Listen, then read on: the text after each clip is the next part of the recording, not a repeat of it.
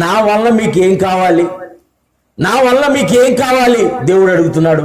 మనం చెప్పుకోవాలి ఆయనతో. ఆయన దగ్గరకు వచ్చి మౌనంగా ఉండకూడదు. డాక్టర్ దగ్గరికి వెళ్ళి మౌనంగా ఉంటే డాక్టర్ రాసిస్తాడా?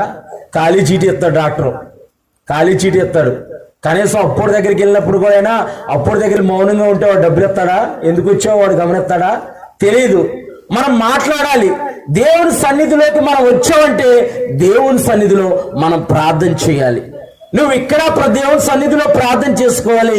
ఇంటి దగ్గరికి వెళ్ళినప్పుడు కూడా ప్రార్థన చేసుకోవాలి. ఇక్కడ ప్రార్థన చేసుకున్నాను అయిపోయింది కదా అని మర్చిపోకూడదు. మళ్ళీ సోమవారం వస్తే కానీ ప్రార్థన అన్నట్టు గుర్తు రాకూడదు.